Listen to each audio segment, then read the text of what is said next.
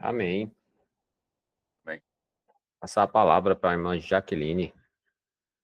A paz do Senhor Jesus, irmãos, esteja com todos vocês. Amém. Gratificante estar aqui novamente com vocês. Um povo de Deus, um povo abençoado, a qual eu amo muito em Cristo. Bom, vamos lá. De novo, a responsabilidade de compartilhar uma palavra, mas com a graça de Deus, eu creio que Ele irá falar conosco.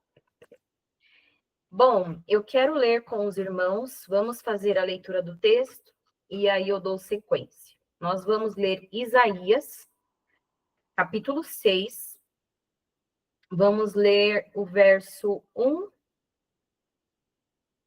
Deixa eu ver até qual verso. Vamos ver do verso 1 ao verso 5.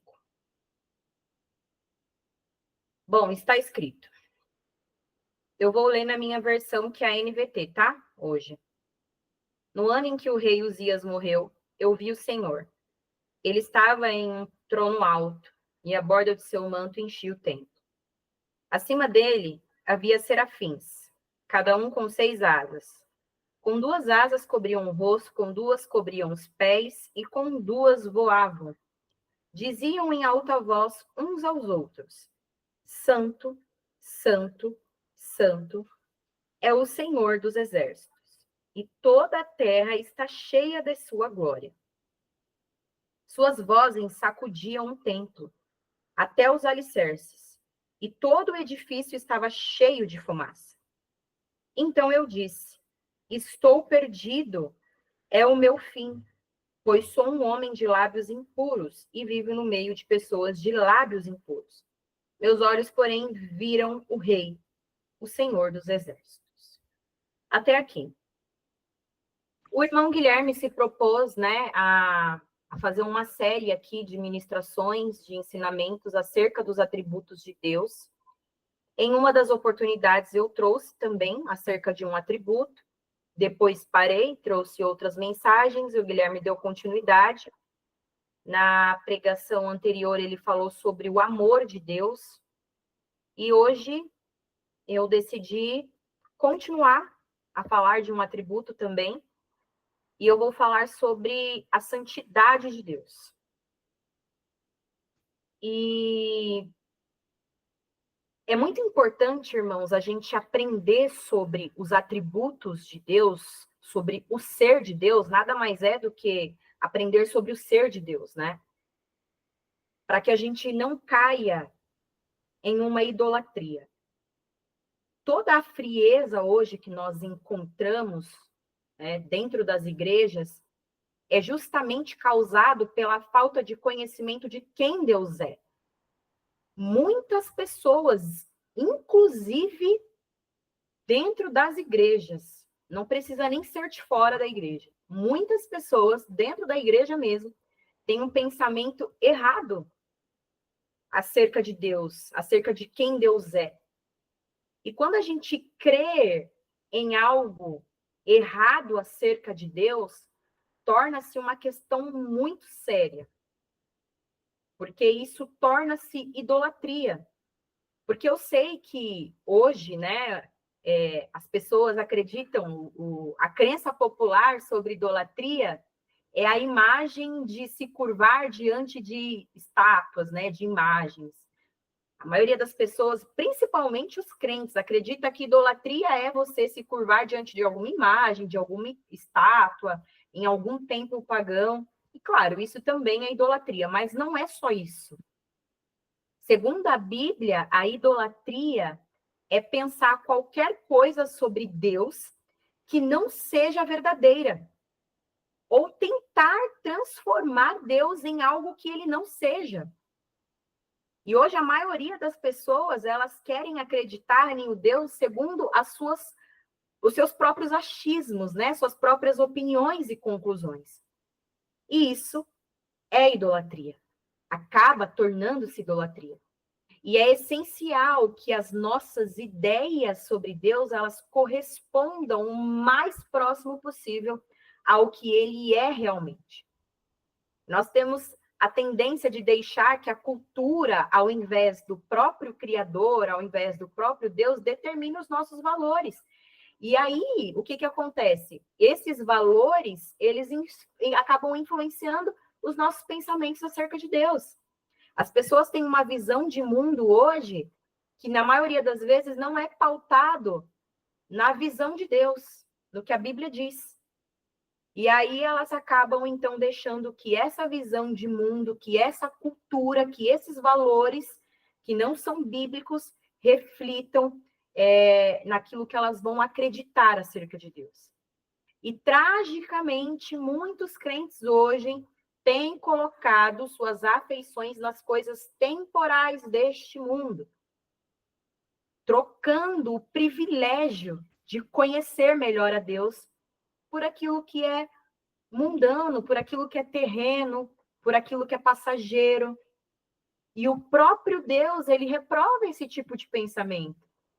Deus, ele declara o seguinte lá em Jeremias 9, 23, 24. Está escrito assim: assim diz o Senhor, não se glorie o sábio em sua sabedoria, e nem o forte em sua força, nem o rico em sua riqueza, mas quem se gloriar, glorie-se nisto, em compreender-me e conhecer-me, pois eu sou o Senhor, e ajo com lealdade, com justiça e com retidão sobre a terra, pois dessas coisas me agrado, declara o Senhor.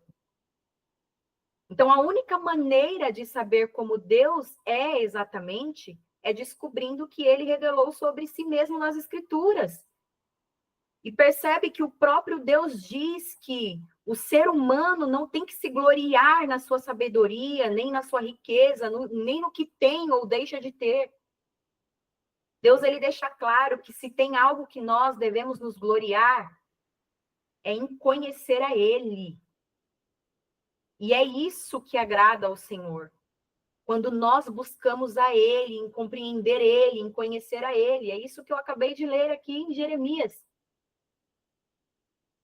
E a gente só vai conhecer a Deus mediante aquilo que ele diz sobre si mesmo, sobre aquilo que ele se revela, e ele se revela nas Escrituras. Não tem como conhecer a Deus de outra maneira.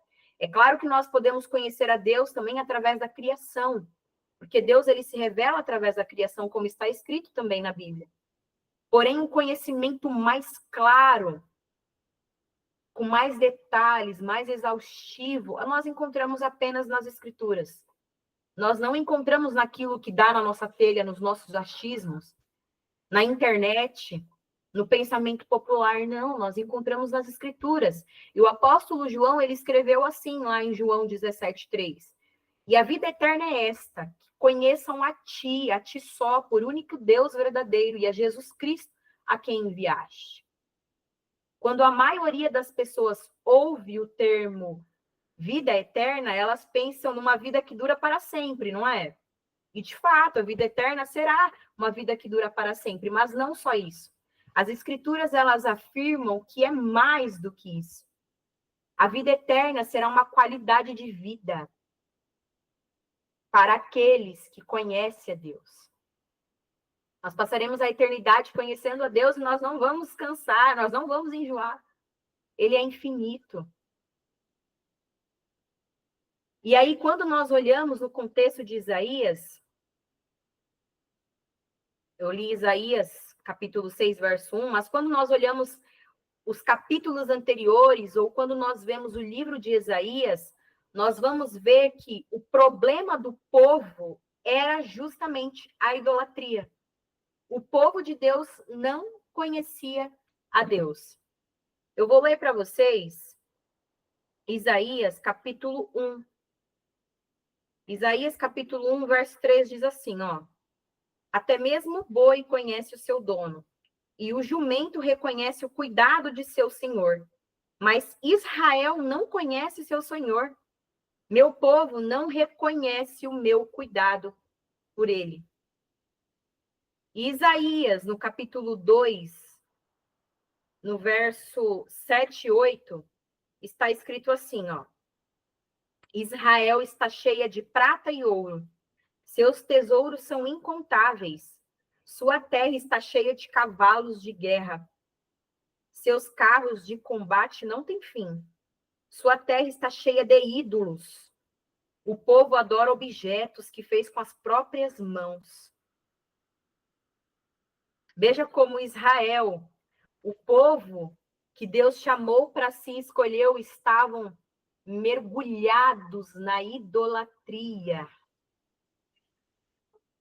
Lá em Salmos no capítulo 115, verso 4 a 8, diz que aqueles que adoram falsos ídolos se tornam como seus falsos ídolos, seus falsos deuses. Olha o que está escrito em Salmos, é forte. Está escrito assim: os ídolos deles de prata e ouro são feitos por mãos humanas. Têm boca, mas não podem falar, olhos, mas não podem ver, ouvidos, mas não podem ouvir, nariz, mas não podem sentir cheiro, têm mãos, mas não podem apalpar, pés, mas não podem andar, e nem emitem som algum com a garganta. Tornam-se como eles, aqueles que o fazem, e todos os que nele confiam. Ou seja, a Bíblia está dizendo aqui que os seres humanos que criam esses ídolos com as próprias mãos tornam-se como eles. Têm olhos, mas não veem. E é por isso que está escrito lá em Isaías no capítulo 6, só que andando uns versos para frente, ó, o verso 9 e 10 está escrito assim, ele diz: vai e diga a este povo, Deus, né, mandando o profeta Isaías, vai e diga ao povo, ouçam com atenção, mas não entendam. Observem bem, mas não aprendam. Endureça o coração deste povo. Tape os ouvidos e feche os olhos deles. Assim não verão com os olhos, nem ouvirão com os ouvidos, não entenderão com o coração e nem se voltarão para mim, a fim de serem curados. O povo, eles estavam mergulhados na idolatria. Então, as pessoas que estão mergulhadas na idolatria, elas tornam aquilo que elas adoram. Tornam-se como esses ídolos. Existem falsos ídolos, existem falsos deuses. Os falsos ídolos e os falsos deuses criados por mãos humanas têm olhos, mas não veem, têm ouvidos, mas não ouvem. E é por isso que existe tantas pessoas mergulhadas no erro e não compreendem. Porque são idólatras.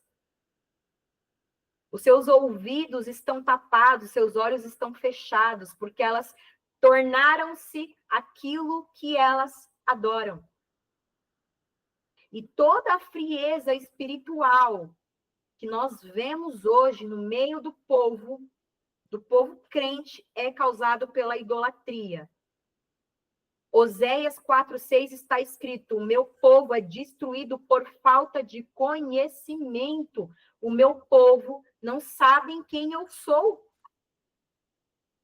Isso é um cenário atual, não é só um cenário do tempo de Isaías, do tempo de Oséias, é o nosso cenário atual, é o cenário da igreja. Porque não conhecem o Deus que eles dizem adorar. É um Deus criado em sua mente, em seu coração, segundo os seus próprios achismos. E isso é idolatria. É por isso a importância de conhecermos a Deus, saber quem Ele é, quais são os seus atributos. Então, aqui eu dei uma introdução. Vamos agora para o texto em que nós lemos. Nós lemos aqui o capítulo 6, o verso 1. No ano em que o rei Uzias morreu, eu vi o Senhor. Uzias, uma breve pincelada aqui de quem era Uzias. Uzias, ele tinha 16 anos de idade quando ele se tornou rei. E ele reinou por 52 anos em Jerusalém. Uzias, no início, ele fez o que o Senhor aprova, tal como seu pai Amazias. E ele buscou a Deus durante a vida de Zacarias, que o instruiu no temor de Deus. Enquanto buscou o Senhor, enquanto Uzias buscou o Senhor, Deus o fez prosperar, como está lá em 2 Crônicas, no capítulo 3. Porém, Depois que Uzias ele se tornou poderoso, seu orgulho provocou a sua queda. E ele acabou sendo, então, infiel ao Senhor, seu Deus. Ele entrou no templo do Senhor para queimar incenso no altar de incenso. Coisa que ele não podia fazer. Só o sacerdote podia. E ele fez isso. E aí, Uzias, então, ele morreu. E nisso, no ano em que Uzias morreu, Esaías, o profeta Esaías, ele então teve uma visão. Ele viu o Senhor. E aqui a gente percebe que Uzias, ele morreu, o trono do rei terreno estava vazio, mas o trono do rei celestial estava ocupado. Porque tronos vêm e vão, passa, some, evapora, mas o trono do Todo-Poderoso, daquele que criou todas as coisas, está sempre ocupado. Nunca esteve e nunca estará vazio. E neste ano, Isaías, ele viu o Senhor assentado num alto e no sublime trono. E no verso 1 ainda diz, e a borda do seu manto enchia o templo. As longas vestes ordeantes simbolizavam a sua presença. Então, aqui a borda do seu manto enchia o templo, simbolizando a presença de Deus. E no verso 2 diz, na visão de Isaías, e acima dele havia serafins, e cada um com 6 asas. A única vez que a Bíblia fala sobre esses seres aqui, sobre os serafins, é aqui nessa passagem de Isaías. E serafim significa ser flamejantes ou em chamas. E é interessante que os serafins, eles têm 6 asas. Com 2 asas, eles cobriam o rosto, como um sinal de reverência. Eles não ousavam olhar diretamente para a glória de Deus. Com 2 asas, eles cobriam os pés, como um sinal de humildade. Lembra Moisés, na passagem de Moisés no Sinai? E com as outras 2 asas, eles voavam, como um sinal de prontidão e servidão a Deus. E o mais interessante aqui, além deles terem 6 asas, o mais interessante é o que eles estavam proclamando, clamando em alta voz. Verso 3 diz, diziam em alta voz uns aos outros, Santo, Santo, Santo é o Senhor dos exércitos. E aqui algo interessante, por que essa repetição, Santo, Santo, Santo? O povo judeu usava as repetições como um artifício literário para dar ênfase. Enquanto nós aqui na nossa língua portuguesa, nós hoje, quando nós queremos dar ênfase a algo, né, quando nós queremos escrever dando ênfase, nós costumamos colocar a palavra em negrito, né, ou a palavra toda maiúscula para chamar a atenção, para enfatizar. Os judeus, eles repetiam para dar ênfase. Nós vemos, por exemplo, Cristo na conversa com Nicodemos, que ele diz assim, lá em João 3,3, em verdade te digo, alguém que não nascer de novo não pode ver o reino de Deus. Então, pela repetição, Jesus, ele enfatizou a importância da sua afirmação. Aqui, da mesma forma, os serafins, eles clamavam, Santo, Santo, Santo, a fim de enfatizarem a santidade suprema do Senhor. Eles estão enfatizando que Deus é santo. E o que significa ser santo? Por que essa ênfase? Um teólogo chamado Charles Rudge, ele explica: este é um termo geral para a excelência moral de Deus. Santidade, por um lado, implica na total libertação de todo mal moral. E, por outro lado, na absoluta perfeição moral. A libertação da impureza é a ideia principal dessa palavra. Santificar é ser limpo. Ser santo é ser separado. Simplificando para nós, Deus, ele não tem pecado. Ele não se conforma a um padrão de santidade. Ele é o padrão. Os atributos, dentro da teologia, existem os atributos, para os irmãos entenderem, os atributos comunicáveis e os não comunicáveis. Comunicáveis é aqueles atributos que Deus ele compartilha com sua criação, com os seres humanos. Por exemplo, amor. Nós, seres humanos, nós somos capazes de amar. Né? Bondade, nós, embora muito limitada, né? Embora não se compara com o amor de Deus, com a bondade de Deus, mas nós temos essa capacidade, né? A santidade também, o Senhor, ele nos chama a ser santos, é um atributo comunicável, ele compartilha conosco. Mas tudo isso é compartilhado, não é algo que vem de nós mesmos, é algo que Deus nos dá. Já com Deus é diferente. Por exemplo, os atributos que Deus não compartilha conosco.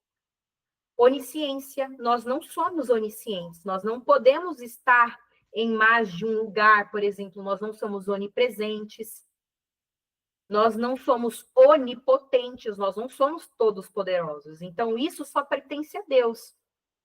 Ele não compartilha conosco. Porém, diferente de nós, Deus, ele não precisa que ninguém compartilhe com ele estas coisas. Isso faz parte do seu ser, é quem ele é dele. Então, Deus, ele não se conforma, entende? A um padrão de santidade. Ele é o padrão. Deus é santo. Ele nunca, jamais fez nenhuma coisa errada e nem pode fazer. E não há graus de santidade em Deus. Pode existir em nós, seres humanos, graus de santidade.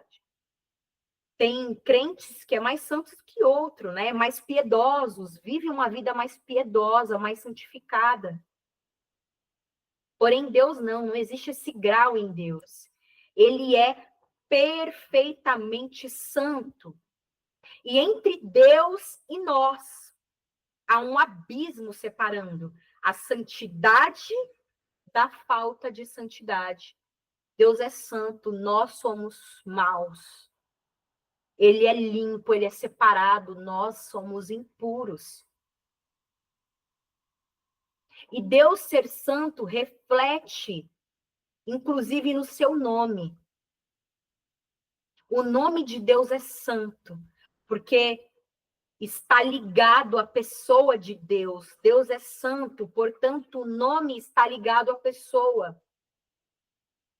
Se os irmãos repararem na Bíblia, nós vemos que quando eles costumavam, né, o povo, eles colocavam nome nos filhos, sempre tinha um significado, né? Sempre carregava alguma coisa, porque o nome estava ligado à pessoa. Hoje em dia, muitas das vezes, né, a maioria de nós, assim, quando vai escolher um nome, não é nem ligado ao significado, é porque a gente acha bonito. Mas naquele tempo, não. Justamente por conta disso, o nome está ligado à pessoa. E no verso 1 aqui, que nós lemos de Isaías 6, se os irmãos repararem, está escrito assim: no ano em que o rei Uzias morreu, eu vi o Senhor. E quando vocês vão para a Bíblia, Senhor está escrito com o S maiúsculo mais o restante minúsculo. A palavra hebraica aqui é Adonai, que se refere a Deus Criador. No verso 3, nós temos aqui uma outra palavra, também está escrito, né? Santo, santo, santo é o Senhor, só que o Senhor aqui A palavra hebraica é Yavé, que é o nome que Deus ele se revelou a Moisés no Sinai, né? Que é o nome Eu Sou. E esse nome é tão santo, Yavé, que o judeu ortodoxo não pronuncia a palavra Yavé. Eles costumavam pronunciar Adonai, porque eles tinham e têm medo de quebrar o terceiro mandamento, que está escrito: não tomarás o nome do Senhor teu Deus em vão. Então, eles têm esse cuidado, né? O judeu ortodoxo.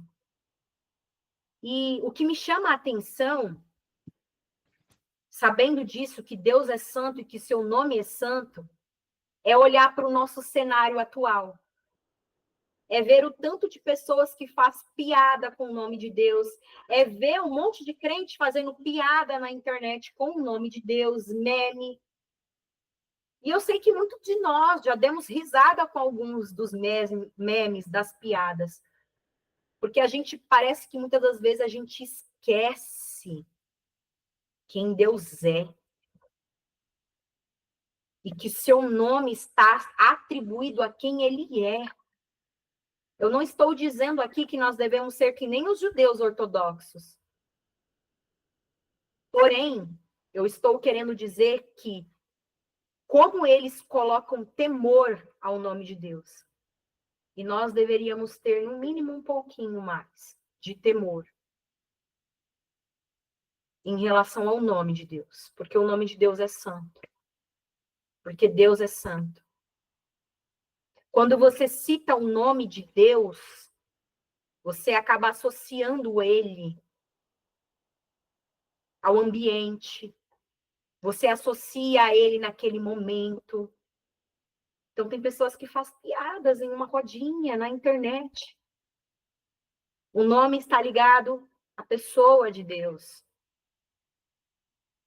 E quando o mandamento diz, não tomarás o nome de Deus em vão, não está ligado a só a verbalização. Mas tomar, não tomar o nome de Deus, tomar quer dizer também carregar.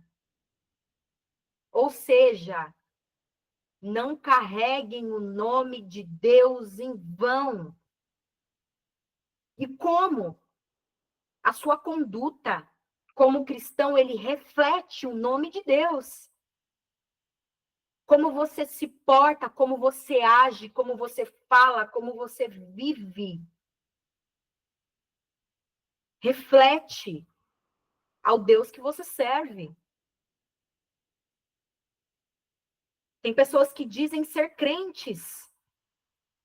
Hoje está mais popular dizer que é cristão, dizer que acredita em Jesus, que segue a Jesus.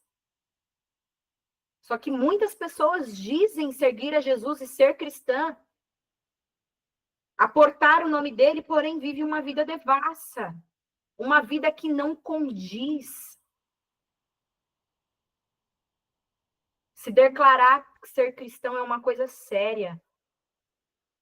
A gente carrega o nome de Deus. Como nós temos carregado o nome de Deus? A nossa conduta, o nosso caráter, ele vai refletir. Isaías 57:15 está escrito, porque assim diz, o alto e o sublime, que habita na eternidade, cujo nome é santo. Veja, a própria Bíblia diz que o nome de Deus é santo. E por Deus ser santo, essa santidade, ela se manifesta. A santidade de Deus se manifesta nas suas obras, na sua lei, na cruz. Vou pincelar um pouquinho aqui da manifestação de Deus. A manifestação da santidade, ela se manifesta nas obras. O Senhor é justo em todos os seus caminhos e é bondoso em tudo que faz. Está escrito em Salmo 145:17. Nada, irmãos, senão o que é excelente pode proceder dele. A santidade é o padrão de todas as suas ações. A santidade de Deus se manifesta também na sua lei. A lei é santa e o mandamento é santo, justo e bom, como está escrito em Romanos 7:12. Essa lei proíbe o pecado em todas as suas variedades, modalidades, nas mais grosseiras, as mais pequenas.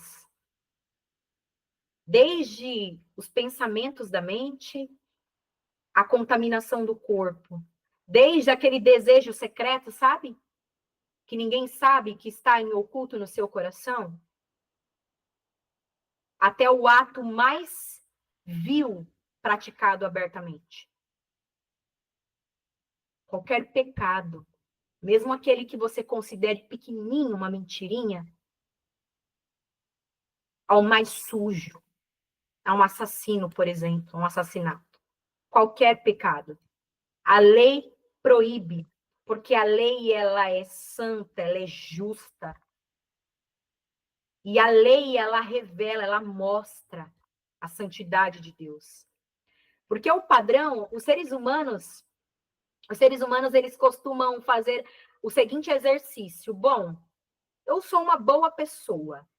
Eu mereço o céu porque eu sou uma boa pessoa, eu sou um bom cidadão. Porque eu não mato, eu não roubo. E aí ela começa a se comparar, né? As pessoas, elas se comparam com outras pessoas. Elas acham que o padrão é outros seres humanos, mas estão completamente erradas. O padrão não é esse. É por isso que a Bíblia diz em Romanos que não há ninguém bom, ninguém justo, nenhum sequer, todos pecaram. Não existe ninguém bom. Ninguém que mereça o céu. E a lei, ela nos mostra isso. Ela mostra quem Deus é e quem nós somos. Deus é santo. E a santidade de Deus, ela se manifesta na lei. Porque o padrão é Deus, o padrão é divino. E o padrão é alto. A santidade de Deus se manifesta também na cruz. De maneira espantosa. A expiação demonstra a santidade infinita de Deus e o seu ódio pelo pecado. Da outra oportunidade, eu falei sobre a cruz de Cristo e nós vimos o quanto Cristo sofreu naquela cruz. Na cruz, o cálice que Jesus bebeu foi a ira de Deus. E a santidade de Deus, ela se manifesta na cruz. Quão odioso para Deus deve ser o nosso pecado, né, irmãos? A ponto de castigar seu único filho. Ele ama tudo o que está em conformidade com as suas leis, com a sua lei. E detesta tudo o que lhes é contrário. A sua palavra declara expressamente: o Senhor detesta o perverso. Está escrito em Provérbios 3:32. Provérbios 15:26 está escrito: e ainda, o Senhor detesta os pensamentos dos maus. O pecador é perdoado com base no fato de que outro levou sobre si o castigo que lhe era devido. Sim, pois sem derramamento de sangue não há perdão de pecados, como está em Hebreus 9:22. Deus, ele odeia o pecado. E Deus, ele odeia quem vive na prática deliberada do pecado. Está escrito em Salmos. Salmos 5, Salmos 7. A santidade de Deus, na perspectiva do mundo, agora eu quero mostrar para vocês. A ideia de que o homem tem do pecado se limita a praticamente ao que o mundo chama de crime, defeitos, enganos, fraqueza. É que nem eu falei, né? Não se prega mais sobre pecado no púlpito, ninguém mais quer falar sobre pecado. O pecado, ele foi reduzido a algo tão ruim, tão sujo, algo que ofende diretamente a Deus e a sua santidade, inclusive, foi reduzido a defeito. Não, é um defeitinho. Tem que só ajustar umas coisinhas aqui e ali. Não, foi uma fraqueza. Não.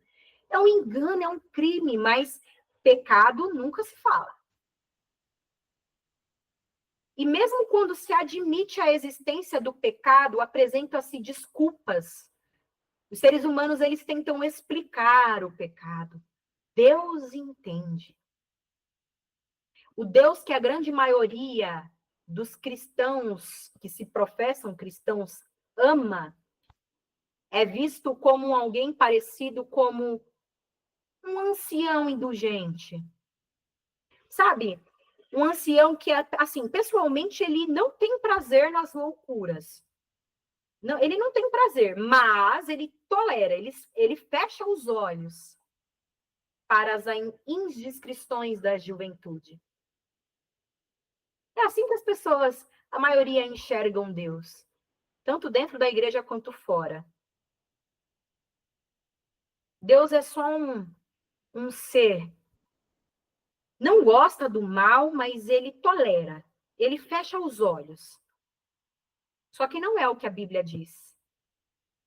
Como eu citei aqui, Salmo 5. Os arrogantes não são aceitos na tua presença. Odeia a todos os que praticam o mal. É o que a Bíblia diz. Deus odeia a todos os que praticam o mal. Não sou eu que estou falando. Salmos 7:11 está escrito: Deus é um justo juiz. Um Deus que manifesta todos os dias a sua ira.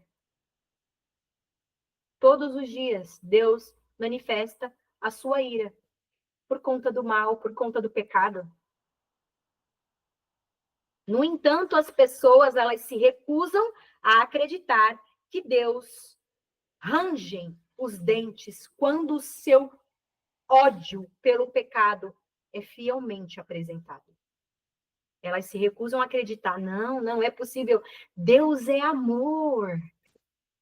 Falam-se tanto do amor de Deus, mas não entendem que Deus, ele é santo, que Deus, ele é justo. E a santidade, ela qualifica todos os outros atributos. Se Deus, ele é santo, o amor de Deus, ele é santo, a sua justiça é santa, e por aí vai. Por isso que a santidade é o atributo de Deus. É o atributo de Deus. Voltando para o texto que nós lemos, já caminhando inclusive para o final, no verso 4 diz: suas vozes sacudiam o templo até os alicerces, e todo o edifício estava cheio de fumaça. Irmãos, observe as demonstrações de pavor que preenchiam o templo. Diante da glória divina, diante da presença de Deus, a casa estava abalada. Até os umbrais das portas, eles se moveram diante da voz do que clamava. Vocês conseguem compreender que um objeto, essa cadeira aqui, um objeto móvel, se abala, se treme. Objetos inanimáveis tremem com a presença de Deus. E tantas pessoas, né? Tantos que se dizem crentes, não conseguem ter um mínimozinho de temor com a presença de Deus. Não conseguem ter um mínimozinho de temor dentro da igreja. Não consegue ter um mínimo de temor quando está ouvindo a palavra de Deus. Mas até os objetos tremem com a presença da voz do que clamava. Verso 5. Então eu disse, aqui é o profeta Isaías. Então eu disse, estou perdido. Eu vou ler em outra tradução, que em outra tradução fala uma palavrinha aqui que é muito importante. Nessa tradução NVT não fala. Mas, por exemplo, na tradução ARA, está escrito assim: então eu disse, ai de mim, estou perdido. Porque eu sou um homem de lábios impuros e habito no meio de um povo de impuros lábios, e os meus olhos viram o Rei, o Senhor dos Exércitos. A experiência que Isaías tem da visão de Deus é uma experiência que o leva a uma visão de si mesmo. E a visão que o profeta tem de si mesmo não é uma das melhores. Quando os profetas, irmãos, no Antigo Testamento, eles davam pronunciamentos ou oráculos, eles eram geralmente procedidos pela afirmação. Assim diz o Senhor. O pronunciamento que se seguia poderia ser positivo ou negativo. Se fosse positivo, os profetas, eles diziam, assim diz o Senhor, bem-aventurado. Bem-aventurado é, bem-aventurado tal. Só que quando os profetas eles iam falar uma profecia ou um oráculo que era negativo, eles diziam, assim diz o Senhor, ai. E aí eles davam um pronunciamento. Eles colocavam a palavrinha ai, significando aqui uma sentença negativa. Então, veja o que o profeta Isaías ele disse sobre si mesmo quando ele teve a visão do Senhor. Ai de mim! Ai de mim! Lá em Mateus 23:13, Cristo usou esse, ai, ao dar uma rude repreensão dos líderes religiosos. Jesus, ele disse assim, ai de vós, escribas e fariseus hipócritas. É uma palavra de maldição esse ai. Então, nós vemos aqui em Isaías um profeta de Deus pronunciando uma maldição sobre si mesmo. Vocês conseguem compreender? E provavelmente Isaías era um dos homens mais justos daquele tempo, tá? Mas diante de Deus, ele viu quem ele era. Quando ele viu a santidade de Deus, ele pôde ter noção de quem ele era. A primeira evidência de uma pessoa que se converteu e nasceu de novo é essa. É a compreensão que ela tem sobre si mesma e a compreensão que ela tem de Deus. Esses dias, o meu marido, o John, ele estava conversando com uma amiga. Essa amiga dele, ela é de uma outra religião, só que ela se contradisse de uma maneira incrível. Ele perguntou, ela começou a falar várias coisas, irmãos, resumindo aqui, que eu já estou terminando. Ela disse que ela não entendia porque não acreditava muito em um inferno, né? Porque como pode, Deus ele é amor, Deus é bom e existe um inferno. E disse várias coisas, né? Me foge da cabeça exatamente o que ela disse, mas ela disse que não entende, né? O porquê que Deus ele permite certas coisas acontecer, por que vai existir inferno. Ela falou, tipo assim, como pode, né? Uma pessoa só cometer um pecado e passar a eternidade inteira no inferno e coisas assim, coisas do tipo. E aí o John perguntou, você acredita na Bíblia? Ela, sim, acredito. E aí ela começou a se contradizer, porque ela disse que acreditava piamente na Bíblia, mas ela mistura as crenças, né? Ela mistura o que a Bíblia diz com outras religiões, com o que outra religião diz, e aí ela mistura tudo isso, e a Bíblia diz, por exemplo, que você vai morrer apenas uma vez, e depois disso você vai comparecer diante de Deus para prestar as contas, mas ela não acredita assim, ela acredita que existe a reencarnação, e por aí vai. Mas ela disse piamente que acredita na Bíblia. Aí o John respondeu para ela, então você não acredita na Bíblia. Porque a Bíblia diz assim, assim, assim, assim, e você está dizendo totalmente ao contrário. Então, ela é como muitas pessoas dizem acreditar, mas na verdade não crê, porque na prática não acreditam em si mesma, elas preferem acreditar naquilo que elas acham que é a verdade. A maioria das pessoas é assim. E pessoas assim, a gente percebe claramente que elas ainda não entenderam quem é Deus. É por isso que reduzem o pecado a nada. É por isso que não entendem como poderá existir um inferno, como Deus ele poderá punir. Como Deus pode punir? É justamente por conta disso, porque elas não conhecem a Deus. Não têm a visão clara de quem é Deus. E é por isso que questiona isso. Mas quando as pessoas elas verdadeiramente têm um encontro com Deus, elas agem exatamente como Esaías agiu. Ai de mim! A gente se enxerga como a gente verdadeiramente é, pecadores maus. E quem Deus é, puro, santo.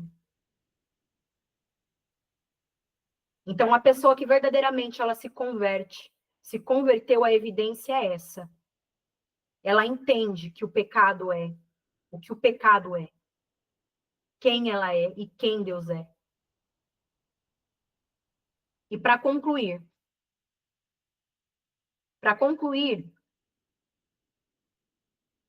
em um livro de um cristão, teólogo, eu não sei pronunciar exatamente o nome, eu vou falar, mas provavelmente eu irei pronunciar errado o nome dessa pessoa, Sinclair Ferguson.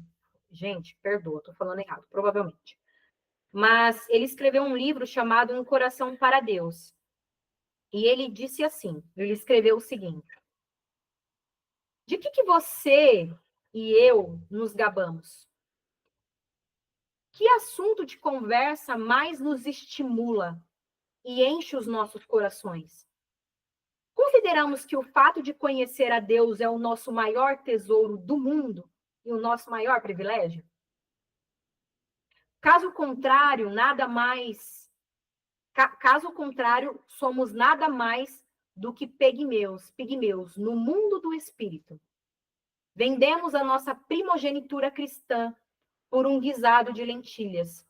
E a nossa verdadeira experiência cristã será superficial, inadequada e tragicamente desfocada.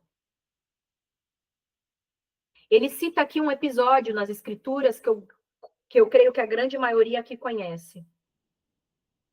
Esaú, ele vendeu o seu direito de primogenitura por um prato de lentilhas. E é como ele quis dizer, esse autor que eu acabei de ler, ele está querendo dizer que será que nós somos como ele? Nós vendemos o nosso privilégio de sermos filhos de Deus, de conhecer a Deus por coisas supérfluas, coisas passageiras, coisas terrenas. O que toma o nosso tempo? O que nós fazemos aqui nessa vida? Será que estamos vendendo por um prato de lentilhas, por uma coisa qualquer? O fato de sermos filhos de Deus, trocando ser filhos? Será que a nossa experiência cristã é superficial? Em vez de vendermos nossa primogenitura espiritual, nós devemos aprender a dizer como Davi disse, lá em Salmo 63, verso 1 e 2. Ele disse assim: ó Deus, tu és o meu Deus, eu te busco intensamente. A minha alma, ela tem sede de ti. Todo o meu ser anseia por ti, numa terra seca, exausta e sem água. Quero contemplar-te no santuário e avistar o teu poder e a tua glória. Que nesta noite, e que amanhã, e que depois, irmãos, nós aprendemos, nós peçamos a Deus que nós sejamos como Davi, que o desejo do nosso coração seja esse, contemplar a Deus, conhecer a Deus, que a gente se glorie em conhecer a Deus. Nós temos esse privilégio. Vamos ansiar por isso, vamos orar por isso, vamos meditar nisso. Nós temos o privilégio de deleitarmos em um Deus completamente santo, puro. Nós não precisamos, O bom de ser cristãos é que a gente adora um Deus que está acima, que é separado, que é diferente.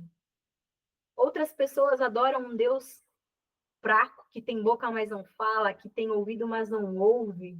Um Deus criado, adorar um Deus que eles mesmos podem fazer com as próprias mãos, mas que tolice. Nós podemos amar o Deus Altíssimo. Nós podemos desfrutar de relacionamento com o Deus Altíssimo, Todo-Poderoso, puro, santo.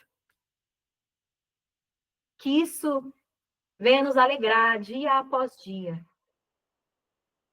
Que esse seja o desejo do nosso coração. Buscar a Deus intensamente. Que a nossa alma anseie por Deus como uma terra seca, sem água. Amém, irmãos? Farei uma breve oração. Orem comigo. Senhor, eu te louvo, Deus. Eu te louvo porque o Senhor é um Deus santo, justo, Deus puro, que ainda assim decidiu revelar-se a um povo impuro. Um Deus que está acima, assentado em um alto e sublime trono, mas que ainda assim se inclina para observar um povo como nós. Pequeno, fraco, mas o Senhor não deixa de estender as suas mãos e olhar para nós. Senhor, obrigada pelo privilégio de ouvir a tua palavra, a honra de conhecer-te através da tua palavra. Que possamos, Senhor, meditar na tua palavra, nos teus ensinos, não só hoje, não só porque eu preguei, porque eu falei, mas em todos os teus ensinamentos, todas as vezes em que o Senhor usa seres como nós somos apenas um vaso em tuas mãos, nós somos apenas o instrumento. Que possamos meditar, Senhor, sempre. Crave a sua palavra em cada coração. Não nos deixe, Senhor, nos esquecer. Grave ela em nosso coração, em nossas mentes, para que possamos viver, praticar. Faz a tua igreja um povo santo. Que as nossas atitudes, o nosso viver aponte para o Deus Santo. Na oração do Pai Nosso, Jesus nos ensina: santificado seja o teu nome. Isso não significa que o nome de Deus ele será mais santificado, mas significa que nós viveremos de maneira tal que apontaremos para esse Deus Santo. Então que a gente viva isso. Ajude-nos, Senhor. Nós precisamos de Ti até para respirar. Então, santifica-nos. Santifica cada irmão que ouviu ou que vai ouvir essa palavra. Que tudo seja para Tua honra, para Tua glória, para todo sempre, Deus. Em nome de Jesus Cristo, pela redenção que há no sangue do Teu Filho, é que nós oramos, te agradecemos. Amém. Amém. Amém. Amém. Deus abençoe. Glória a Deus. Obrigada, irmãos, por me ouvirem até aqui. Eu falo bastante, mas a palavra de Deus é boa, perfeita e agradável. Necessária. Deus abençoe e continue te usando. Amém. Sempre. Amém, irmã. Fiquem Deus na paz do abençoe. Senhor Jesus. Até a próxima. Até, irmão. Bom descanso. Boa noite. Amém.